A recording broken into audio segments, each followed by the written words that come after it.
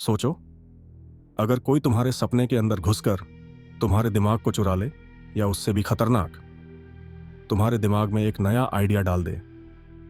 यही होता है डॉम कॉप के साथ। डॉम कॉप एक ड्रीम थेफ्ट एक्सपर्ट है, मतलब वो सोते हुए लोगों के सपनों में घुसकर उनके राज चुरा सकता है।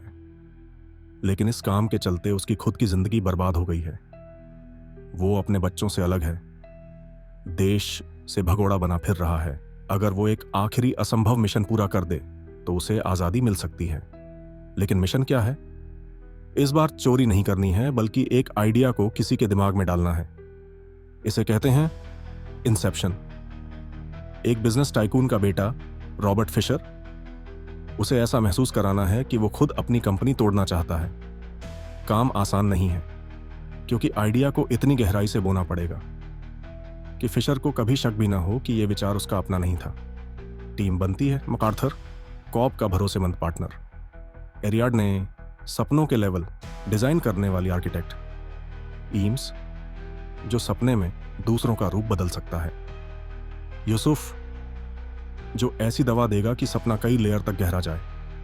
फिशर को एक सपने में फंसाना, फिर उस सपने के अंदर एक और सपना, फिर उसके अंदर एक और सपना, 3 लेवल नीचे जाना है।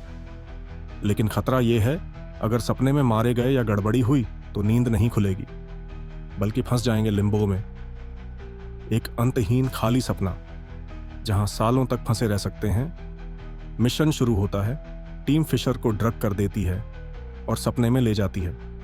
पहला लेवल तेज बारिश, कार का पीछा। दूसरा लेवल एक होटल जहां गुरुत्वाकर्षण बदलता है। तीसरा लेवल बर्फीली किले जैसी फोर्ट्रेस में हमला। हर लेवल में वक्त धीमा होता जाता है, लेकिन खतरा बढ़ता जाता है, क्योंकि कॉब कटा अपना गहरा डर भी सपना बिगाड़ने लगता है। उसकी मरी हुई पत्नी मोल बार बार सपनों में आकर सब कुछ तबाह कर देती है। कॉब की बीवी मॉल असल में मर चुकी है, लेकिन कॉब का अपराध बोध उसे सपनों में जिंदा रखता है। असल में कॉब ने एक बार मॉल के दिमाग में इंसेप्शन किया था, जिससे मॉल ने सपना और हकीकत में फर्क करना छोड़ दिया और असल जिंदगी में खुद को मार डाला। यही अपराध बोध कॉब का सबसे बड़ा दुश्मन है। 3 लेवल के भीतर फिशर के मन में सफलतापूर्वक आइडिया बो दिया जाता है। टीम मिशन पूरा कर लेती है, लेकिन कॉब एक बार फिर लिम्बो में फंस जाता है। मॉल के साथ आखिरी बार मिलने के लिए वह समझता है कि मॉल सिर्फ उसकी याद थी, अब उसे छोड़ने का समय आ गया है। कॉब अपने अपराध बोध को पीछे छोड़कर वापस लौटता है। कॉब एयरपोर्ट पहुंचता है, अपने बच्चों को देखने के लिए घर लौटता है।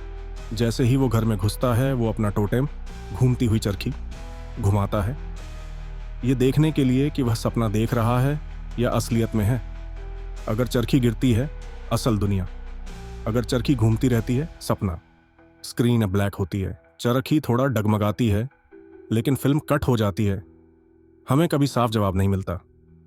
एक ऐसा सपना जिसमें तुम सोचते हो कि जाग चुके हो, लेकिन असल में तुम बस एक और सपने में हो।